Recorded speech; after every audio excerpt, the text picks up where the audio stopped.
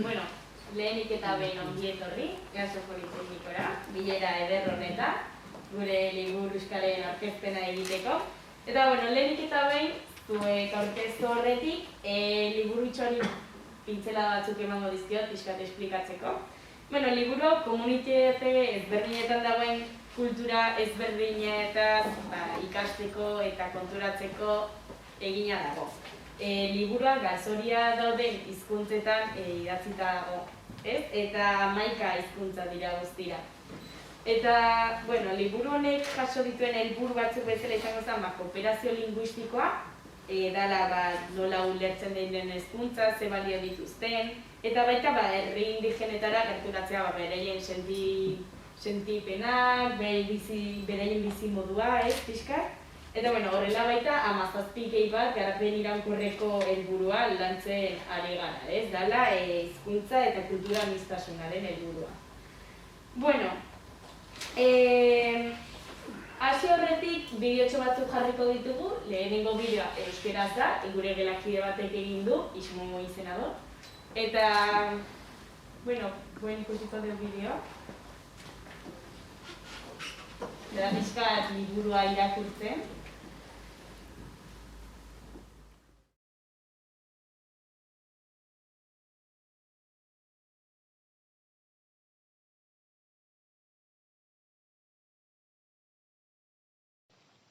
Ilargiaren laztanak argitzen du harripiaz osaturiko txontxorra. Mairu baratza eta harriek osaturiko itzalaula pagadian zehar galtzen da. Mairu bat, arrespiako harriekin izarretaran zoan zubia eraikitzen ari da. Zertan ari zara? Galdetu dio jakin minaz beso indartsu eta ile luzedun gizaki handiari. Nora garamatza zubi horrek ez baitago ibairik zeharkatzeko. Ez duzu ikusten ala, zubi horrek ibaiak ez ezik, mendi handiak eta itsaso zabalak ere zeharkatzen ditu. Urruneko lurraldetarantz garamatza beste hizkuntza batzuk hitz egiten dituztenengana. Aspaldi genituen harremanak berreskuratzeko bidea da. Baina hau Mairu baratza da eta, gure arbasoek eraiki zuten. Bai, nire lagunekin eraiki nuen, baina orain Mairu baratza ez da bizitokia. Harriek bizitzara itzuli behar dute baratza loretu dadin. Mairua zubitik oineztean abiatu da.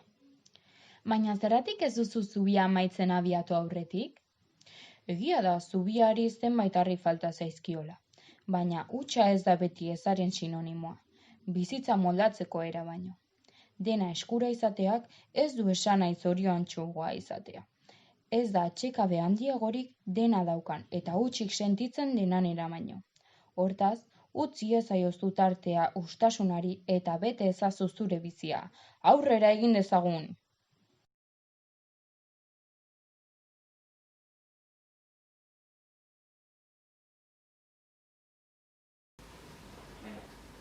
Jarraitzeko, euskeraz beste gain, atxaku hizkuntzan daukagu beste bideo bat, unikuiek hitz egiten duena, guen jarriko dugu.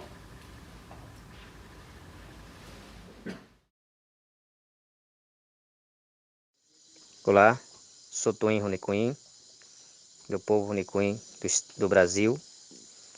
Convivo no território acreano, norte brasileira. Vou ler aqui o texto que escrevi falando sobre Xunua. Xunua Hijushibu. Xunua Hijushibu ki.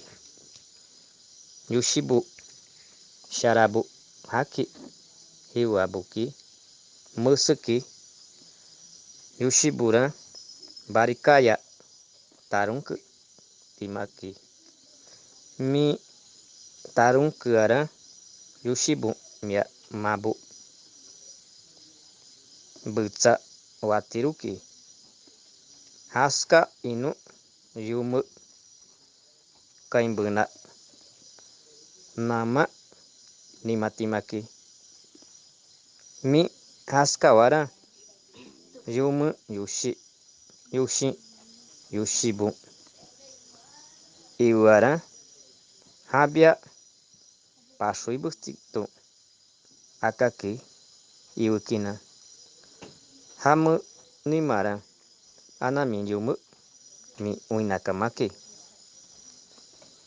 iwikina unu hamu mubiki tsong miski haska washu butukachi haska waku shun aki bukui bita miski haska ku nu haki musu miski shunua nikuna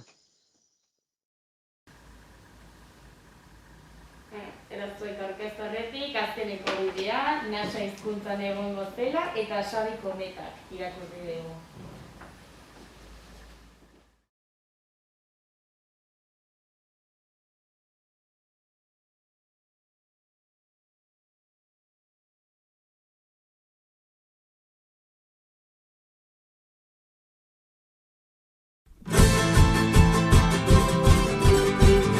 Mocha kwe nasa wesh. Wechat haite kwesh kiwete ipikat we unusiap tao.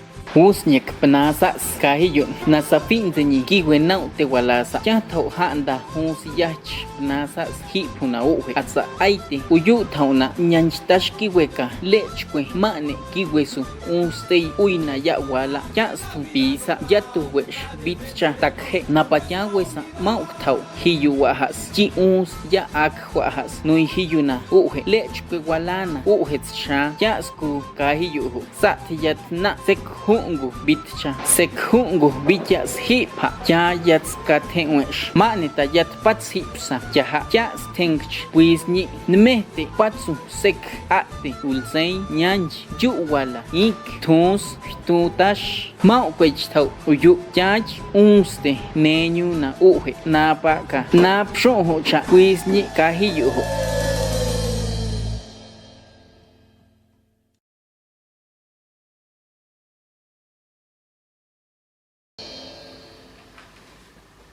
Honen ondoren, Gartxoa, pixkat pena ematen du ez, olako hizkuntza ederra galtzorian egotea, ez? Eta, bueno, parte hartzaileak aurkezteko lehenengo eukiko genuen Julen Larrañaga, eixo Julen, zer muz?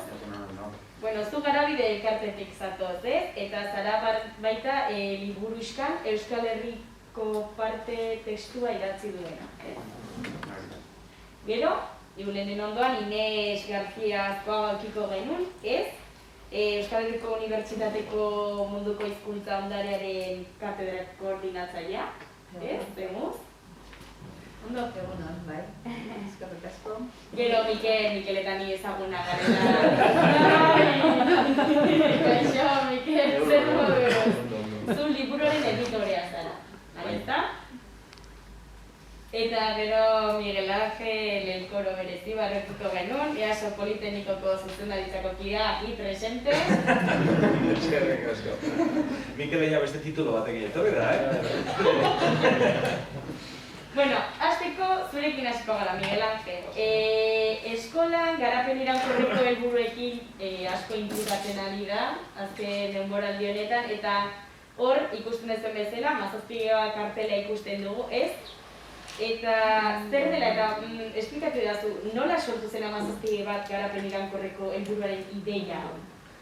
Bueno, egunon, lehen da bizi, esatean, benetan boz handia ematen digula EASO Politenikoko osatzen dugu noi, pixkat, bi liburu eder eta berezi hauen aurkezpena hemen bertan egiteko aukera eskaini izanak, ezta?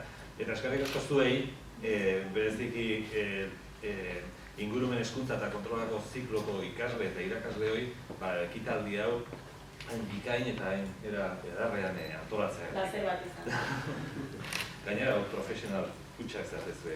Hizkuntza gutxituen egoera ikusitza, hauen bizi berritzea geroz eta garrantzitsua zela agerian geratzen da, argi da. Eta lehen ikusi dugu bideoakin hori neurri baten argi eta garbi geratzen da. Euskal Herrian, euskarak berak herri baten identitatea eta kultura bermatzen duen moduan, berdin gertatzen da munduko beste herrialdeko hizkuntza eta kulturekin ere. Eta azkenik gure ustez, gure esku dago, hizkuntza gutxitu horien alde egitea. Eta horretarako, hizkuntza aniztasunak iraunkortasunean eta garapenean duen garrantzia plazaratu eta aldarrikatzeko beharra ikusi genuen 2017an. Eta horregatik, momentu horretan, hizkuntza eta kultura aniztasuna garapen iraunkorrerako helburuen proposamenean txertatzea pentsatu genuen. Eta justo handik hilabete gutxira, urtarrilaren 18an, gainera fetxa simbolitikoa zian, akordatuko da Mikel garai hartan, justo 17+1, 18. urtean, orduko lehenengo hilabeteko 18. egunean, orduan egin genuen, Euskal Herriko, hemen Inez hortxe daukagu, lehen itzia zeuan bere aurretik Euskal Herriko Unibertsitateko munduko hizkuntza ondarearen UNESCO katedrarekin batera, orduan aldarrikatu eta orduan aurkeztu genuen 17+1 ekimena.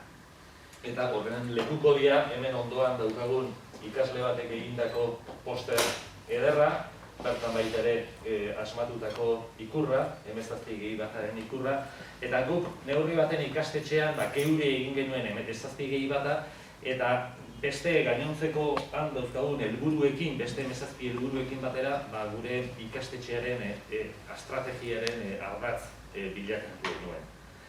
Sasoi hartan, ondo akordatuko da Mikel, metodologia kolaboratibotan murgildu eta zeudela, orduan erronka bat prestatzen nahi zian, eta ingurumen hezkuntza eta kontrolako zikloko ikasle haiekin batera, garapen iraunkorreko 17 helburu horiek komunikabideetan ze presentzia zeukaten aztertzen eta ikusten ari ziren. Eta konturatu ziren, hizkuntza eta kultura aniztasunak ez zaukala bat ere presentziarik.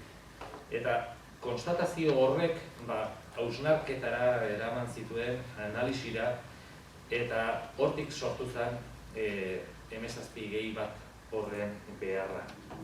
Mikel katedrako kide izateaz gain, garabideko kidea izateak, horrek zerikusia handia eduki zuen, eta hortxe sortu zen gure arteko halako harreman eta proiektu diferentetan parte hartzeko aukera. Orduan etorri ziren, lehor argazkin baten ikusi deun, baita ere irudi baten ikusi deun indigenak hona ekarri genituen, hitzaldi bat ematera, beretan oso aberasgarria eta oso estampa berezia izan zen, eta asko ikasi genuen orduan, jardunaldi diferentetan ere parte hartzeko aukera eduki genuen, eta 2018an eta 2019an ere bideratu genuen neurri baten, Mikel, gure irakasle izaki, Kolonbiara joatean, zeukaten prestakuntza saio batzutara egitera, eta prestakuntza horien ondoren, eta hemen mailan gauden guztion hartu eman eta harreman horri esker, hori harreman emankor horren esker, proiektu hau hemen dauzkagun, eskutan dauzkagun, bi liburu eder hauek sortu izan dira. Eta poza handia ematen du, hasieran esan dugun bezala, horiek gaur eta hemen bazuen aurrera aurkeztea. Benetan liburuagatik, eskerrik asko Miguel Angel. Inez, zurekin gobatze orain. Zu, Inez, hizkuntza eta kultura ondarearen inguruan irakaskuntza sustatzen, ikertzen eta zabaltzen ari zarete, ez? Eta zuek baita 17+1 garapen iraunkorren helburuan sorreran parte hartu duzu esateko. Nola garatu duzu unibertsitatean? Lehenik eta behin eskerrik asko gonbitea haitik, eta zorionak bai, hemen aurkitu den profesionaltasuna haitik, aurkezteko eta egiteko moduan haitik, ez? Guk egiten ari garen lana zor diogu neurri handi batean, Mikeli eta EASO Politeknikoari jakinean ez da, ze haiek jarri zuten hasia, guk gero hartu dugun lekuko horren bidea. Orduan, guk hartu dugu ordura hori, 17+1 aldarrikapena apur bat aldugun neurrian behintzat gure inguruan eta munduan zabaltzeko. Eta gure kanpainetan leku berezia ematen diogu beti hizkuntza kultura eta hizkuntza aniztasunari. Horretarako gure web orrian ere, leku berezi bat prestatu dugu ekimenerako, eta 17+1 bidea egiten jarri diogu izena, eta gure asmoa da hor biltzea bideo horretatik egiten diren ekimenak eta. Momentu honetan, gauzatxo batzuk egiten ari gara eta antolatu dugu udako ikastaro bat, non lotzen dan garapen iraunkorra, hizkuntza gutxituak, hizkuntza gutxituen beharra eta haien presentziaren beharra, 17 bat hori marko moduan hartuta. EASO Politeknikoaren izena Peruraino ere iritsira, esan behar dut. Han ere, eskertu ziguten horrelako lankidetza bat, kolaborazio bat, zerbait prestatzeko gai honi buruz eta horrelako zerbait idazteko. Eta orduan, jakina, 17 gehi bat, bideo hori, kartelak eta zabaltzeko aprobetsatu dugu, ekimen hori zabaltzeko. Eta gero, ari gara, horrelako publikazioak eta martxan ditugu batzuk, eta aldugun neurrian, ekimenak, jardunaldiak, hitzaldiak eta antolatzen ditugu. Unibertsitatean ere, urte antolatzen dugu hitzaldiren bat edo beste, eta orduan aprobetxatzen dugu, bai garabideko norbait eramateko, ero aditun parte hartzaileak, edo ikusi duzuen hor kaukatuak eta etorri zen direnean, horiekin pizko bat internet egiteko eta erakusteko gure unibertsitateko ikasleei ere zein garrantzi handikoa den eskultura, hizkuntza aniztasuna, hizkuntza gutxituen biziberritze prozesua, ze garrantzizkoa diren, nola ikas dezakegun prozesu horretatik, ze azkenean elkarrengandik ikasten dugula hori garbi dago, asko, ez dugu dana ezagutzen munduari buruz, asko daukagu oraindik ikasteko munduari buruz, aniztasunari buruz, hizkuntzei buruz, kulturei buruz, eta elkarren artean ezagutza hori osatzea oso garrantzia handitua da, eta bideo horretan jarraitzeko ahalegina egiteko konpromisoa badugu, eta hori da gure erronka. Haren gehiago, kontuan hartuta, ez dakit zuek entzuna duzuen, seguru hori bai, iaz izan zen nazioarteko hizkuntza indigenen nazioarteko urtea. Ospatu edo, ekarri zuten gogora, ezta? Eta hori, orain urtebeteko ekimena izan gabe, nahi dute pixka bat beste olako ekimen luzeago bat izan dadin, hizkuntzei garrantzia emateko, eta orduan hitz egiten hasiko gara laizter nazioarteko hizkuntza indigenen hamarkadari buruz. Eta nik uste dut hor gure ekarpena, EASO Politeknikoak egindako ekarpena eta zuek egindako ekarpena oso baliagarria izango dela bai, hortik bideratzen ditugun gauzei eta bat indarra emateko. Animatzen zaituztet, bide horretatik jarraitzen, seguretzat oso importantea da ikustea, mesua ere iristen dara eta jentea eta gazteak dutela gauzak egiteko eta horrelako aurkezpenak eta prestatzeko eta oso posgarria da. Zeren lan miresgarria, eskerrinez. Mikel, zurekin bat! Zu liburuaren parte oso aktiba izan zara, eta, deskribatuko zu pixka bat libura zergatik, zertarako sortu den, ze erabilgarritasuna du gizartearentzat. Bai, eskerrik asko libre. Ni ere eskerrak ematen hasi horret, hasteko zuei ikaslei, erronka hori aurretzen zutelako, baina modu profesionalean, gutxi falta zaizuen profesional bihurtzeko, así que zorionak alde hortatik eta eskerrik asko. Baita ere, ni oso pozik nago, liburua azkenean bide luze batean ondoren, esplikatu dutean, Miguel Angelek, sortu zaren 17 gehi bateko proposamena, nola hori modu desberdenetan landu dugun, landu izan den EASOtikan, eta parte hartzeko aukera izan den, esan duzu bezala, eta azkenean lortu dugu liburu hau plazaratzea, baina esan egitera, liburua plazaratzea ez dela berez helburua bat, helburua etzan hori, helburua beste bada. Hori da, zure galdera bizkar erantzunez ez. Hori da, ez? Liburu hau da lankidetzaren ondorio bat. Bi bezala baitu ere, bai dezek, sorte handi bat dakau, eta sorte hori da, daukagun aukera, hizkuntza gutxiagotua dauzkate komunitateekin lankidetza proiektuetan parte hartzeko. Proiektu horietan, jutek gehiago, maila pertsonalean gure ekarpena egiten dugu, duda asko da azkau, gure ekarpena zenbateaneko eragina du, ez, komunitateetan, baina, suposatzen dugu, zehozer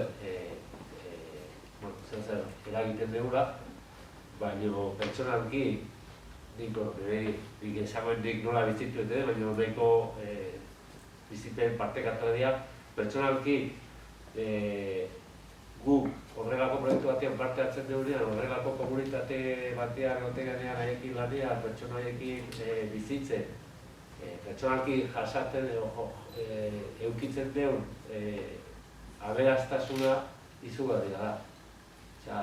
Norberaren pentsamentua, norberaren bizitza ikusteko modua, horiek aldatzen dira horrelako proiektuetan parte hartzen dugunean. Eta orduan horrek sortzen dugu guri ere erronka bat, eta da, erronka hori izaten da, pertsonalki nola aberastu nagoen, ekimen horreko proiektuetan parte hartzea hori nola ekarri dezaket nire jendartea, Euskal Herria nola ekartzen. Azken finean, lankidetzaren helburu nagusia kasi esango nuke hori da gure gizartea transformatzea. Eta hortan laguntzen digu proiektu horretan parte hartzen dugunean. Erronka oso gogorra da, oso potentea da, guk han jasotzen duguna nola ekarri gure artean. Orduan, gauza desberdin egiten ditugu, erakusketak, hitzaldiak eta esatu dut, liburuzka ere interesgarra izan zitekeela bide hori jorratzeko. Eta horregatik izan dut, posposio hori liburua badaolako paperiak, orain urrengo pausua da, liburu hau eragingarria den, jendearen gana nola heldu, eta azkenean liburu honetan bere impacto daukan. Oso humilki esaten nahi naiz, baina bai irakurlearen gan, hausnarketa bideratzeko, eta hausnarketa den bitartez, da poliki gure gizartean ere, gauzak beste modu batea planteatzen ikusteko. Eta hori esan da, zergatik baita ere esan dut, nik uste interesgarria dela produktu bezala liburuzka hau, azkenean liburuzka honetan dazkauna da, 11 herri indigenan kulturari buruzko argazkiak. Testu motz eta ikusi duzue irudi erakargarrien bitartez, dauzkaguna dira, mundua ikusteko 11 modu desberdin. Mundu aldatzeko erreferente batzuk izan daitezke edo adibide batzuk izan daitezke, ez? Hainbeste da, lepatu da, 17 bat proposamena, 20-30 agendaren izenburua da mundu eraldatzea.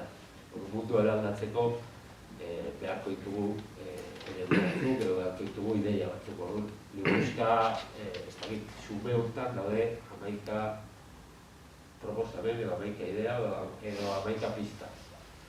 Horregatik ditzen zait, interesgarria da liburuzka eta hartu behar dugula liburuzka hau, zela, tresna bat bezala, gure labion horre jarretzen. Eta, eskerrak emanez, liburuaren beste aipamen konkretu bat nahi dut, ahaztu gabe, asko saiatu gara liburuzka honetan, Julen badakiz elkarrekin asko hitzen dugu liburu hori buruz, egiletzaren idea mantentzen. Komunitate indigenetan proiektu asko egiten dira egin izan di historian, eta juten dira biologoak, juten dira antropologoak, juten dira linguistak, eta iteuten bere tesi iteutez. Iteuten lan bat, eta lortzen duzte informazio akademiko lortzen dute, eta hortikan ezagutza sortzen dute, interesgarria dena komunitate zientifikoatzat, baina askotan bertako herriko edo bertako indigenen invisibilizazioa gertatzen. Orduan, nahi izan duguna da, liburu honetan, eta horregatik liburu ikusten baizute, demo guztien daude egileak.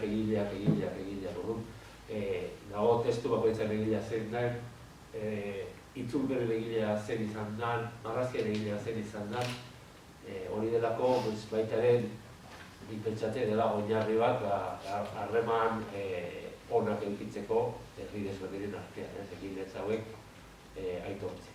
Orduan, liburuzko honek ere egiletzaren aitortzan dauka puntu importante. Eta gara.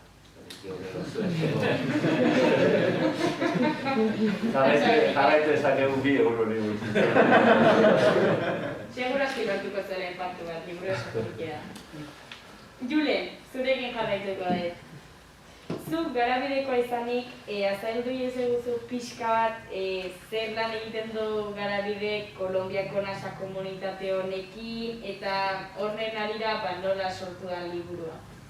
Bueno, nire hasiko nahi lehenbizi eskerrak ematen, bai zuei ekitaldi polita bat edatzaren, eta nola ez, hemen ondo zan hiruroi, azken batean nik uste gure arteko elkarlanaren ere fruitu delako ez, liburu hau eta eskerrak ere zuei.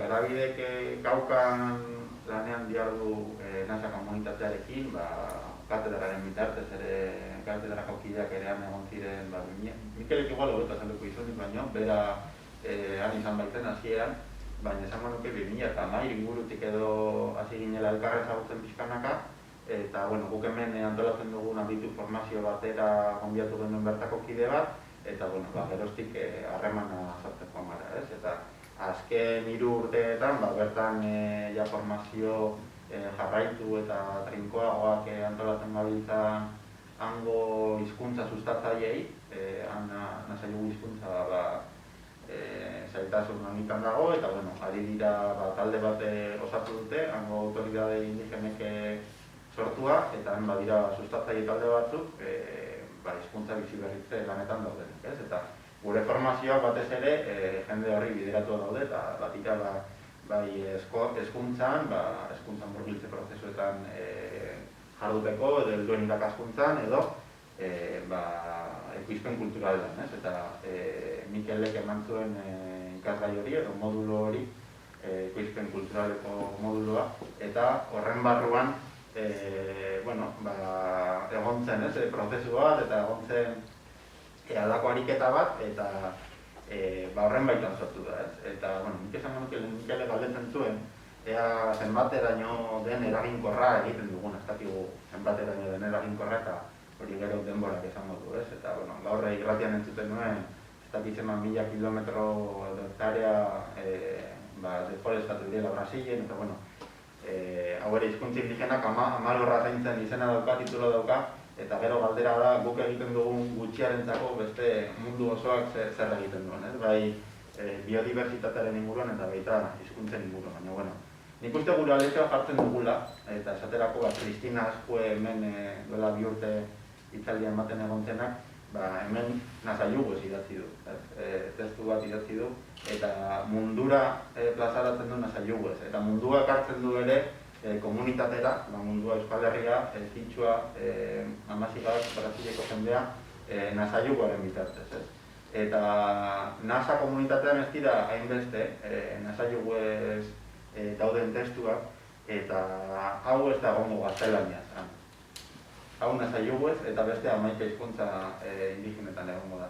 Eta iruditzen zait, balorean jarri beharreko gauza bat dela, han komunitatean eta baita ere hemen, izan ere, lehen ikusi dugu bideoa, Mairu Zubigilarena, eta iruditzen zait badela hori, lehen Mikelek ere aipatzen zuen, nolabait munduarekin konektatzeko eta beste hizkuntza indigenekin eta beste hizkuntza komunitateekin konektatzeko euskararen bitartez, eta asko erakusten digula ere horrek gu nor garen, eta non kokatzen gaituen horrek munduan.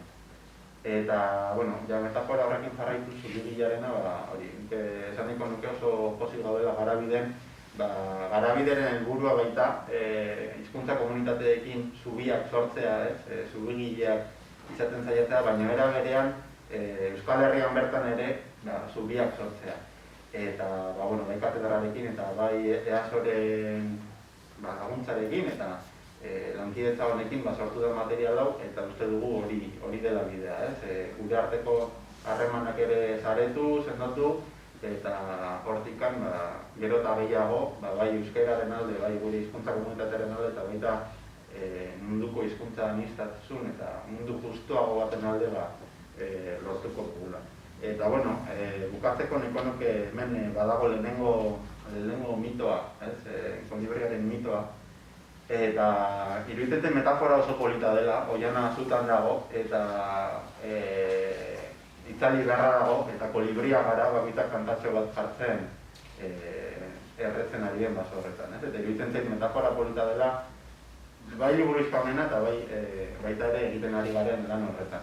Eta, bueno, egiletzaz ari garela, ezin aipatu gara dutzi Mikelen lana, izan ere bere ideia izan da, liburu guzti hau, adituko, klasea ematera konbiatu genuen Mikel, eta berak plantatu zuen hau, ikasleek ere, konfiantza egin zioten eta ideia oso onditu zuten, lan egin zuten, biztan da zer nolako emaitzen eman duen, eta gero ere prozesua nola jarraitu duen, nik bizi izan dut bere ondoan, baina egia da guk kolibriak tanta txikitxoa jarri dugula, baina Mikelek ondo koordinatu eta bidatu gaituela, eta ondez. Hori Mikel zen bat, hori. Egia, da, hori Baten bat berezia izango da, ez? Jure, zerentako azkeneko galdera bat, kuriositate txiki bat, zergatik aukeratu dituzu zuk euskarazko testu egitzen, zergatik Mairu Baratzak? Eta ez beste toki bat, Euskal Herria aurkizteko. Bueno, testu hauek sortu ziren aditu ikastaro garaian, aditua 3 hilabeteko ikastaroa da hemen indigena, 11 hizkuntza indigenetako kidea gonbidatzen ditugu 3 hilabete pasatzera, hemen hizkuntza biziberritzeko prozesu eta tekniketan formatzeko, eta horren baitan sortu zen, eta Mikelek embajada txiki horretan sartu nindun, testu bat behartzela, euskaraz, eta normalean ikastaro hori hasten dugu hori hartzuneko Harritxulan. Eta bertan Mikelekin egoten gara mendibueltak egiten eta Mairu Baratzak bizitatzen. Eta horre eukitzen ditugu hizketaldi asko, luzeak eta sakonak, bai komunitatetaz eta baita ere gureaz, eta zer hemen ere kosmobiziorik egon ote den, edo zer dagoen, eta zer lotzen gaituen iraganera, eta ez bakarrik iraganera baizik eta beraien komunitatera, eta orduan okurritu zitzaidan bazela nolabait metafora txiki bat gure identitateekin lotzen gintuena eta baita ere beraiekin lotzen gintuena eta horrela sortu zen. Bueno, amaiera emateko eskerrik asko beretan etortzeagatik honean hizkuntza indigenak Amalurra liburu aurkeztera, beretan liburu zirraragarria da. Eta, liburua amaitu horretik, eta zuen juna horretik, itxaron pizka bat, publiko galdetuko dio, eta galdera batzuk baditun, pertsona mafa hobentzako. Berez, ja esan dezute, Miguel Ángel edo Mikel, liburu hau irakurleari inpaktuko diola uste duzute? Nik uste baiez. Bira, atzo bertan eukiken duan batzar bat, eta hola, umil aurkeztu nien esanean, bira, hau bihar izango dugu liburuaren aurkezpena, eta bira, hauxena egin dugu liburua, eta hontan parte hartu dugu. Eta kuriosoa da, garai hauetan pixkat alako kultura falta dagoen momentu hauetan, eta daukaguna dako gauza pitxi berezi eta eskutan eukitzeko gauza horien beharra daukagu momentu hauetan, ikusi zutenean bere esan zuten joganik, holako gauza nahiko nuke, semei kontatzeko, alabai aipatzeko, etxean konpartitzeko, lagunei emateko, eta gainera eskolan bertan ere pentsatu genduan, hemendik aurrera edukiko ditugun bisita, edukiko ditugun konpromiso eta guzti hori ere, eta gertukoei, liburu hau, geure identitatearen parte eta gure aportazioaren parte ere eskaintzea. Alde horretatik, kolibriak bezala gure aportazio txikia egingo dugu, eta danon laguntzakin pentsatzen dut, mituan bezala, zerbait lotzeko bidea bagaudela. Ez da, Mikel? Bai.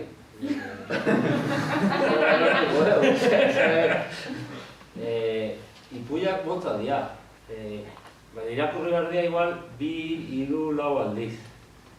Lege egiletzai buruz hitzen dugunen ere, itzultzaileak, Antoni eta Itziarrek eta itzultze behitu zianak, pentsatu behar dugu, idatzi zutenak beste modu batea dutela bere pentsamentua, eraiki.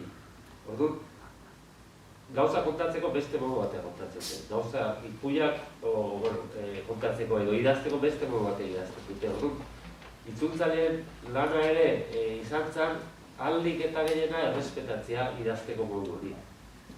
Guretzako testu egartzen dituzu da, pixka kosta egiten da igual batzutan.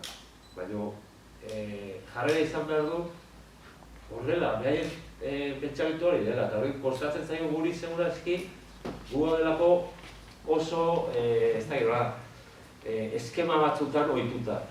Gure eskema dira batzuk, eta horrela ez da horien jaztekea, ez? Piskat, azte zaizkigu, burua azte zaigukia gotetzen.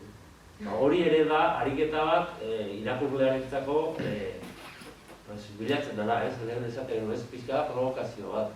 Zetik ez dago idazten guk euskaltzailea esaten dut bezala, da ez ez? Saiatuko geha, usten behaiek, testua behaiek pentsatu zuten bezala.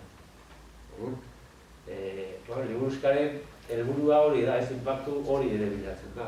Konturatzea, mundua ez dala du pentsatzen dut bezala, eta ez dure izan behar gu pentsatzen dut bezala. Beste mundua ulertzeko gu desberdin da.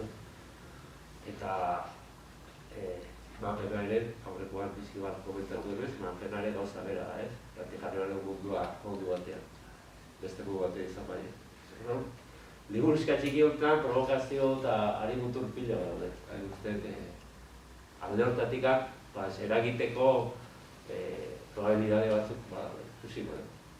Uste importantea da, ez? Hori jasotzea pixka bat, azkenean da, euren arima edo bizipen hori jasotzea, ez da guk ere konta genezake, hariek esaten dutena, kontatzen dutena, baina importantean ikustote eta meritua da gain zuzen, harien hitzak eta haien sentipenak eta bizipenak eta bizi duten bezala ekartzea eta islatzea, ez da. Eta nahiz eta narrazio laburrak izan, hori ez da eragozpena, batzutan abantaila izan daiteke, ez da, errazago helarazi daiteken da. Uste dut oso lan garrantzizkoa dela eta bere bidea egin dezakela, eta nik uste dut badagoela gure gizartean ere gero eta eskaria handiagoa horlako gauzetarako bai, ez da? Azkenean gure ingurua ere gero eta anitzagoa da, eta nik uste dut badagoela kuriositatea, jakimina eta beharra bai, ez? Eta nik uste dut egin duela bere bidea zegoen. Guztik. Beste galdera bat. Zuek badakizuten, zuek eguko badakigu liburu honen helburu zein dan, zertako indan, ez? Eta liburu hortan parte hartu debenak ulertze be liburu horren helburu zein dan? Edo behasek egintze ben, edo ikastaro hortatik sortu zan horrek, ez dakizte, volumen hartu duen, ze dimentsio hartu duen, hori noa, jaukoan, ulertze de behasek? Parte hartu zutenak, gauzak argi izan bera, 2018an Julenek esan duen bezala egindako ikastaro trinko baten ariketa bat zan. Hasieran ariketa bezala planteatu genuen, besteik gabe, eta planteatu genuen parte hartzaile bakoitzak narrazki bat itenzu, bere kultura simbolizatzen zuna, hori poster bat izan zen, jarri genituen pasillotan, eta ariketa zen, behaien artean, behaien kulturai buruz, denon artean, arginean guztien artean, kulturai buruz hitz egiteko, ez? Artekatzeko bakoitzaren zean. Intuitzen genuen hori izan zitekela gai bat, material baterako. Ordurik genuen izan zen, beste saio pare batean, ja esan zerutzen denon artean hitz egin, zerutzen horrekin saiatzen bagera material bat sortzen, dena biltzen, eta material hau erabiliko da helburu desberdinekin, edo bide desberdinak ditu, ez? Guk gehiago itzen dugu, euskerazko bertsioaren erabilpena zer izan bideket, eta izango litzake euskal jendartean, euskal herrian impactua lortzea, baina baita ere planteatu zaren ziratikan bertsio desberdin egitea, horregatik dago nasazko bertsioa, eta horrek egingo duna da, azkenean erramita berdina da, baina nasa hizkuntzan, eta nasa hizkuntzan jurenik esatu bezala, bere bizi berritze prozesuan daukaten gabezietako bada, materiala bere hizkuntzan idatzia ez dagoela. Egun horre ere bere ekarpen egiten du. Eta hortaz gain, badauka guk euskarazko bertsioei buruz esan ditugun gauza guztiak baditu bere gain, ez? Azkala beste 11 herri indigenan adibideek kulturalizia. Orduan, gutxi gara kontzienteria zer eragin izan dezaken eta proposamena daude mahai gainean beste bertsioa egiteko. Kitxo ez dela, gutxi ez dela. Bai, nik gaineratuko nuke gainera, akoratzen ez, klaseak batzutan ikitzen dituzte klase teorikoagoak, eta Mikelek hau proposatu zuenean, begiak dena zabaltzabalik eskatzen, eta gustora hartu zioten, ariketari, eta bukaran ere Mikelek plantatzen zuen, kartilla bat, hasieran kartilla izena zeukan, kartilla bat sortuko bagenu, eta gaiek motibatuta zuten, eta gustatez hitzaien ideia, ez? Eta nik uste, hori, mendik aurrera, atea zabalik utziko dugula beste hizkuntzetara itzultzeko, hor ja hizkuntza komunitate bakoitzak egin beharreko lan izango da, baina ikusten dutela behar hori, beraiek. Zer beraiek kontziente dira zer gabezi dauden beraien hizkuntzetan. Lehen nasekin zaten duna, baina nasekin bezala beste hizkuntza gehienetan ere ez daude halako materialak, ez holakoak, eta ez oso gutxi daude. Linguisten material batzuk, baina hortaz aparte, ekoizpen kultural askorik ez dago hizkuntza gehienetan. Hor Mexikoko maien kasua izango litzake salbuespena, baina beste hizkuntza gehienetan oso material gutxi dago sortu bat. Eta gero nik gehituko nioke beste bigarren balore bat. Eta dela, edozeinik sortu dezakela. Osea, gure ikastaroan zeuden zenbat pertsona dira, 18 pertsona. 18 pertsonek eman dute beraien aportazioa eta horrekin sortu da material bat. Eta komunitatean ikustea, nik sortu dudan bezala, arek ere sortu dezake, eta arek eta balio du, eta gure hizkuntzak gainera balio du holako material txukun bat sortzeko, eta beraieko horretaz oso kontziente dira, Eta, lotuta, aztu zeitzelako esatea, baina beraiek ere oso kontziente dira hemen gauza gaizki bat. Eta beraiek ere oso kontziente dira, beraiek beste modu bat egon zituzketela gauza. Beraiek ere, nik uste, ekarpen hori ikustu dutela, ez? Pentsamentu indigena gizarteratzea mundu kapitalista modernuan beharrezkoa dela. Gertatzen dena, ezin dute. Ez daude, kanabik ez dago hortara, bere xumetasunean, hau ere, kanan txiki bat. Eta guk ere, ikastetxe moduan ez dut responsabilitate hori badaukagula, gure komunitate txiki honetan ere, eta guk hemen zuekin, ikasleokin ere, nolabaiteko, bizkat, zu hori piztu, hausnarketarako bidea eman, refleksio hori duki, konstiente izan egoeraz, eta hemendik ateratzen zaretenean ere, bizkat horrekin joango zarete, eta zuek ere barreiatuko dezu ideia hori, hausnarketa hori, eta pentsagolde hori, ez? Eta hori da baita ere guk egin dezakegula profesio txikia. Ni galdeatxo bat egin garen nintzera da, justo horrein konturatu nahiz, da hola beraien hizkuntza dena alfabeto batean, gure alfabetoan. Eta galdera da, bere oinarrizko hizkuntzan, alfabeto egiz ez zen horrela izango, ez? Beste simbologi bat edo edukiko luke, Egiptoko jeroglifiko bezala, edo azteken simboloa bezala, eta, esan nahi, zuek ikusi, teniz hau kere, horrekin, alfabetizazio horrekin. Kasu honetan, hizkuntza hauek danak badute korpusa gutxi gara estandarizatua. Badago Amaziren kasuan Tefina izeneko alfabeto bat, baina horre ere beraiek eztabaida dauzkate, adibidez Marrokos inguruko amazikek nahiago dute tefinaj hori erabili alfabeto hori, kalbilia argeirako aldiz alfabeto latinoarekin ibiltzen dira gehien bat, eta adibidez mugikorrakin edo portatilean idazterako orduan, eragozpen bezala ikusten dutelako. Orduan hor, badute gaiek ere, erabakitzeke daukate, kasu horretan. Eta gero, nazen kasuan ere, hau igual Mikelek lagundatuko dit, baina lehenago gehiak izaten dute batutela idazteko modua nuduen bitartez, korapiloen bitartez. Eta, horri ikerketa bat ere egin zuten, eta ikertzen ari dira ikusteko hori nolakoa zen. Baina, kasu hauetan denetan, hizkuntza estandarizatua dago, gutxiago edo gehiago, baina, eta denetan alfabeto definatuekin egiten.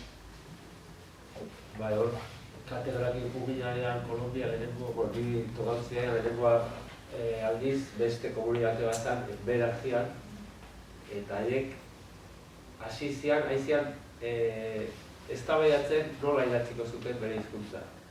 Ordura arte erabaki hartu zuten ez dutela idatziko hizkuntza. Den pixka komentatu duna, etortzen zialako antropologoa, linguistak etortzen zian eta behiak idazten zuten modu batea eta gero kontuatzen zian, horren emaitza ezala komunitatearen alde. Ordura erabaki zuten defensa moduan ez idazti. Eta orduan, zeuden eztabaida guztiotan zeuden, ez? Baina, liburu entzuli, galdetu ezunari hemen dago beste adibide bat, ez? Garapekoa dagoen hau izango zen guaranien espresio grafiko bat, ez? Dena daukate, komunitate guztierakate bere jatorrian marrazki bidez eta espresatzeko modu bat. Eta idazkera guk ezagutzen dugu bezala, ez? Baina, hemen Ipuiak kontatzen du honek esan dugu. Guzti hori ere, noski badaukate. Dauzkate dia guk galdu, segurazki galdu dugu hortatik asko, zerbait irriko dugu, badaukagu, ez? Guk ere psikologian horrenakoak, baina behaiek biekin funtzionatzen. Horregatik planteatu nahiko seguru ginean planteatu genunean ariketa hori marraztekoa nahiko planteatu zala. Aurretik ere proba batzuk beste batzutan egin ditugulako frogak. Eta behaiek zailtasunak izan ditzakete idazten testua, ez daude ditutagu bezala da urtetatik testuak idazten, baina errestasun eta gaitasun handia dakate marrazteko eta horrelako. Eta gero, hemen hartu nahi zuten estandardeno formatu hau ikusita, hau era honetan idazten jarraituko da, bakarrik liburu hau izan da inpaktuak sortzeko, eta bigarrenik ipuin hauek ipuin tradizionalan dira, beraiek asmatutakoak. Bai, diseinu hau egin da liburuzka hautarako eta idazkera behaiek erabakita da. Hizkuntza bakoitzak, komunitate linguistiko bakoitzak esan dut bezala dira, behak erabaki du horrela idatzi. Eta horretan ezkera sartu, behaiek idatzi dute bere hizkuntzan, behaiek zuzendu dute eta guri pasatu dute testua. Guri pasatzen dut. Bueno, a ver, egia da, gero zior nago, nazen kasuan adibidez. Zoa 100 kilometro areago eta esango dizu batek, hau gaizki idatzia dago. Hau nazaz ez dagoela idazten. Eta hor daude ere, baina alfabetoko arazoak ez dira zeneko garneartuta dute alfabeto latinoa erabili behar dutela eta alfabetizaziorako prestatu diren liburuetan eta alfabeto hori erabiltzen da. Geroan gertatzen da, hemen euskararekin gertatzen den bezala ez da, herri batetik bestera diferentzia daudela gauzak izendatzeko orduan eta orduan horra adostasun bat bilatu behar dutela edo ze termino hartu, nola izendatu gauzak, baina hori hezkuntza guztietan gertatzen diren kontua dira, baina alfabetoa bera uste dut nahiko garbi dutela, ze prestakuntza bideratzen denean behintzak hori da erabiltzen dena, eta alfabetatze ikastaroetan, hizkuntza ikasteko erabiltzen denean, material horietan alfabeto estandarra erabiltzen da. Gero, hemendik denbora batera bestera bat ibertzok entzun baldin badituzte, momentu honetan horrekin funtzionatzen dute. Bai, eta beste galdera,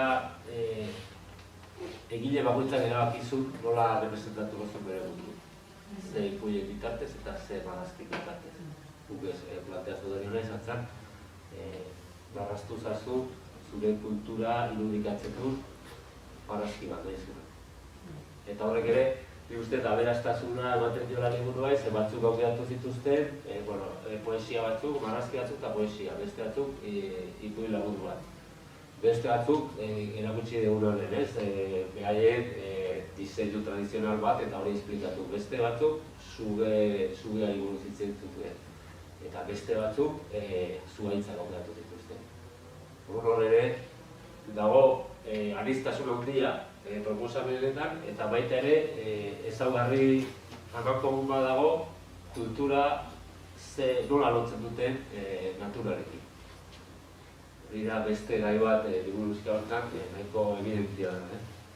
Eta baita ere, gure iraunkortasunaren paradigmaetan edo iraunkortasunaren gaian pista batzuk eman ditzakena. Nola komunitate indigenak, natura eta kultura ez dituzten banatua. Gudazko. Galdera gehiagorik ezaren abandi, duda txiki bat. A ber, lehena esan dezuei, parte sortu nahi zuela liburun eta dela, nik jakineko nuke non dagoen, norbaitek interesa baldin badu liburu honen, non dagoen eskuragarri liburua. Bai erosteko, bai irakurtzeko. Bueno, garabide egongo dira liburuak, garabide abildua garabide.isora idatzita, eta hor eskatuko izkizugu zuen datuak bidea, eta etxera bidatiko genuke, 5 euro balioko du liburuzkak, eta hori ere ez dugu aipatu, baina jasotzen den diru guztia, material berriak egiteko erabiliko da, eta horren 5 euroko aportazioa da izango ditzake liburuzkaren truke, eta beste 5 euro etxera bidatzagatik. Eta garabide, abildua, garabide.isora idatziko ditzake liburuzkak bertzeko. Osea, gure publiko animatzen da bere hazi nimioa aportatzera, zer. Bueno, pues azkenik agurra eman, mila esker benetan etortzeagatik, plazer bat izan da dena prestatzea zuentzako, bai guretzat entzutea liburu miresgarri honen historia. Eta, bueno, baita eskerrik asko EASO Politenikora gerturatu izana, eta hori plazer bat izan.